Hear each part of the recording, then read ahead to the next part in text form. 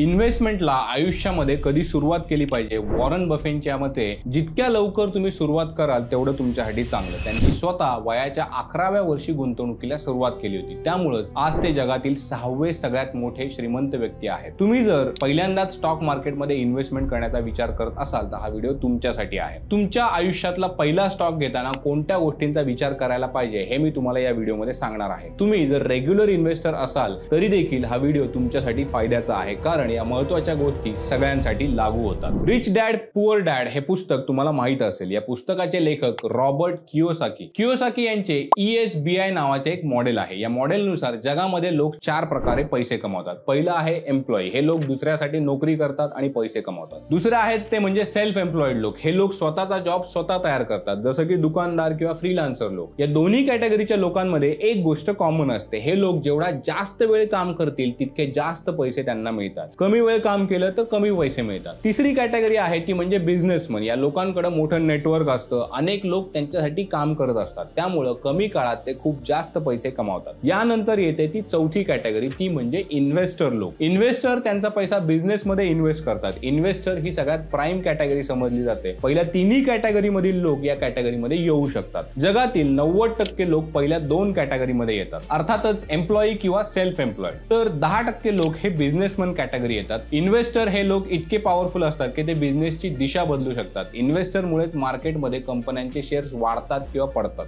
इन्व्हेस्टरची ही ताकद पाहून अनेकांची इन्व्हेस्टर बनण्याची इच्छा असते, मात्र सुरुवात कुठून आणि कधी करावी हेच माहित नसतं. सुरुवात करण्यासाठी असा काही ठराविक काळ नसतो. शक्य असेल तर आजच सुरुवात करा, परंतु सुरुवात कशी करावी हे समजण्यासाठी हा व्हिडिओ तुमच्यासाठी गरजेचा आहे. स्टॉक निवडण्यासाठी मी तुम्हाला 7 बेसिक टिप्स सांगणार आहे. बाकी अशाच टिप्स आम्ही पैसा पाणीच्या व्हॉट्सअप चॅनलवर सुद्धा देत असतो. ते आत्ताच चॅनल लॉन्च केलेलं आहे. तुम्ही जॉईन करा. लिंक आम्ही तुम्हाला डिस्क्रिप्शन मध्ये दिलेली आहे. चला तर मग आजच्या विषयाला सुरुवात करूया.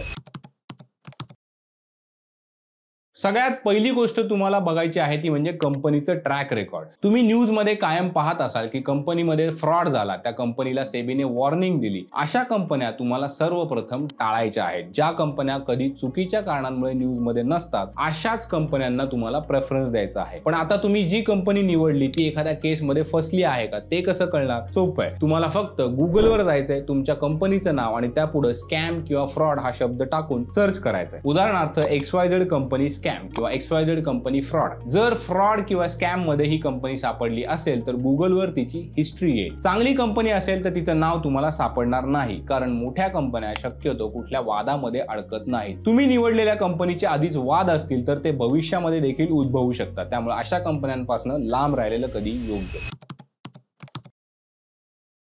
हे झालं कंपनीच्या ट्रॅक रेकॉर्ड बद्दल. आता कंपनी जो चालवतोय त्याचंही ट्रॅक रेकॉर्ड पाहिलं पाहिजे. अर्थातच कंपनीच्या मॅनेजमेंटचं ट्रॅक रेकॉर्ड पाहिलं पाहिजे. हीच आहे दुसरी टिप. तुम्ही इन्व्हेस्ट केलेले पैसे कंपनीची मॅनेजमेंट कशा प्रकारे वापरते ते पाहणं गरजेचं असतं. समजा उद्या ही मॅनेजमेंट फ्रॉड करून पळून गेली तर? अनेक कंपन्या आहेत ज्यांच्या मॅनेजमेंटमुळे गुंतवणूकदारांचे पैसे बुडले आहेत. टाटा, मुकेश अंबानींच्या कंपन्या, बिर्ला कधी तुमचे पैसे पळून घेऊन जातील असं तुम्हाला वाटतं का? नक्कीच नाही. त्यामुळे एक बिगिनर म्हणून नेहमी अशाच कंपन्या निवडा ज्याच्याबद्दल तुम्ही पहिल्यापासून चांगल्या गोष्टी ऐकत आलेल्या आहात, जेणेकरून तुमचे पैसे सुरक्षित राहतील.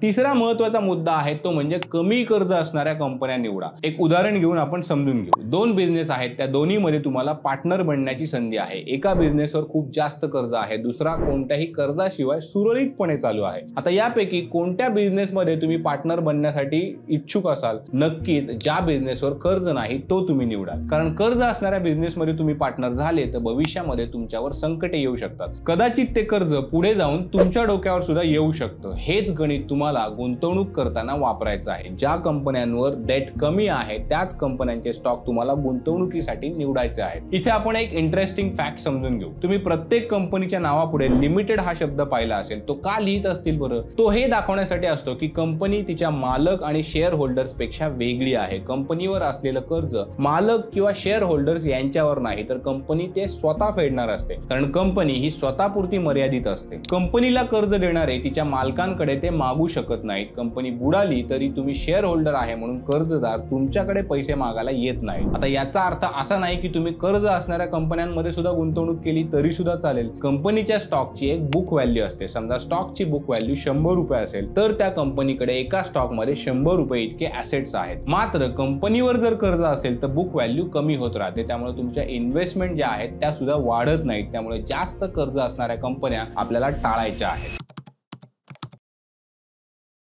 चौथा मुद्दा आहे तो म्हणजे सेल्स आणि प्रॉफिट मध्ये असणारी ग्रोथ. स्क्रीनर सारख्या वेबसाईटवर जाऊन तुम्ही कंपनीचे सेल्स आणि प्रॉफिट चेक करू शकता. आता तुम्हाला ज्या कंपनीचा स्टॉक घ्यायचा आहे त्या कंपनीचे सेल्स आणि प्रॉफिट दोन्ही सातत्यानं वाढत राहणारे असले पाहिजे. फक्त सेल्स वाढत असतील आणि प्रॉफिट वाढतच नसेल तर त्याचा उपयोग नाही. कारण एखादी कंपनी प्रॉफिट मार्जिन कमी करून त्यांचे सेल्स जोरात वाढवू शकते, परंतु त्यामुळे कंपनीचा रेव्हेन्यू वाढत नाही. या उलट जर कंपनीचा प्रॉफिट वाढत असेल पण सेल्स वाढत नसतील तरी ते कंपनीला फायद्याचं नाही. याचा अर्थ असा होतो की कंपनीच्या प्रॉडक्टची डिमांड वाढत नाही. कंपनीचे सेल्स वाढत नसतील तर काही काळानंतर प्रॉफिट मध्ये सुद्धा सॅच्युरेशन येतं, म्हणजे प्रॉफिट वाढतच नाही. त्यामुळे कंपनीचे सेल्स आणि प्रॉफिट या दोन्हीही गोष्टी सतत वाढणाऱ्या असल्या पाहिजेत.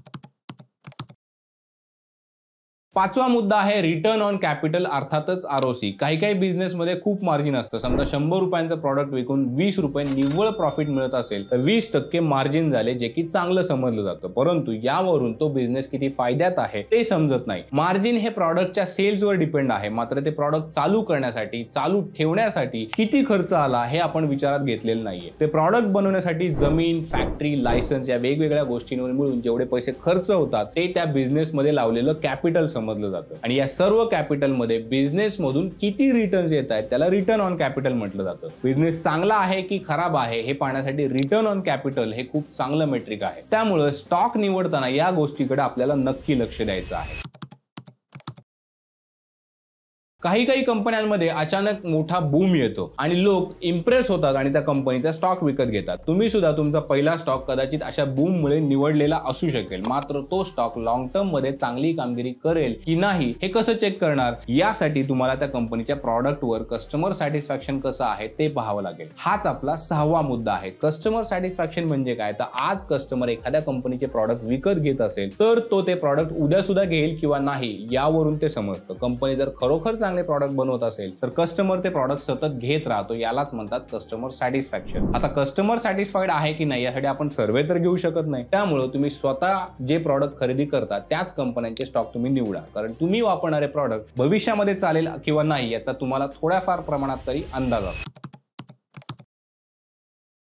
आता शेवटचा मुद्दा बघूया. तुम्ही जर एखाद्या कंपनीचा स्टॉक घेणार आहात तर मोठ्या इन्व्हेस्टर सारखा विचार करा. असा विचार करा की तुम्ही त्या कंपनीचा सगळा बिझनेस स्वतः विकत घेत आहात. समजा 1000 कोटी रुपये मार्केट कॅपिटल असणाऱ्या 2 कंपन्या आहेत. त्यातील एक कंपनी वर्षाला 100 कोटी रुपये कमावते, दुसरी 60 कोटी रुपये कमावते. आता या दोन्हीपैकी कोणत्या कंपनीचा बिझनेस विकत घ्यायचा हे तुम्हाला सांगावं लागणार नाही. जी कंपनी जास्त प्रॉफिट कमावते तिच्यातच तुम्ही इन्व्हेस्टमेंट करणार. इथे कंपनी भविष्यामध्ये किती वेगाने वाढेल, तिला मार्केटमध्ये किती कॉम्पिटिशन आहे या गोष्टींचा सुद्धा तुम्ही विचार केला पाहिजे. महत्वाचं काय तर सारखं मार्केट कॅपिटल असणाऱ्या कंपन्यांचं कंपॅरिझन करायचं आहे आणि त्यापैकी जी कंपनी चांगली असेल तीच तुम्हाला निवडायची आहे. यासाठी screener.in ही एक उत्तम वेबसाईट आहे. तुम्हाला 1000 ते 5000 कोटी रुपये मार्केट कॅपिटल असणाऱ्या कंपन्या हव्या असतील तर स्क्रीनरवर तशी कमांड टाकून तुम्ही त्या रेंज मधील सगळ्या कंपन्या पाहू शकता. हा व्हिडिओ पाहिल्यानंतर स्क्रीनर वेबसाईट नक्की चेक करा. आता या झाल्या पहिला स्टॉक घेताना फॉलो करायच्या काही टिप्स. तुमचे कोणी मित्र स्टॉक मार्केट नव्याने येत असतील तर हा व्हिडिओ त्यांना नक्की शेअर करा. बाकी अशा अनेक टिप्स तुम्हाला लोक देत राहतील, मात्र अर्धवट ज्ञान असणाऱ्यांच्या सल्ल्याने किंवा न्यूज पाहून तुम्ही इन्व्हेस्टमेंट करू नका. तुमचा स्वतःचा अभ्यास करा आणि मगच गुंतवणूक करा. तुमच्या गुंतवणूक सल्लागाराचे मत घ्यायला अजिबात हरकत नाही. पैसा पाणीने तुमची मदत व्हावी म्हणून व्हॉट्सअप चॅनल लॉन्च केलंय. त्याची लिंक आम्ही तुम्हाला डिस्क्रिप्शन मध्ये देत आहोत. लगेच जॉईन करा. बाकी व्हिडिओ जर तुम्हाला आवडला असेल तर एक लाईक नक्की करा. सध्यासाठी आपण इथेच थांबूयात. पाहत राहा पैसा पाणी.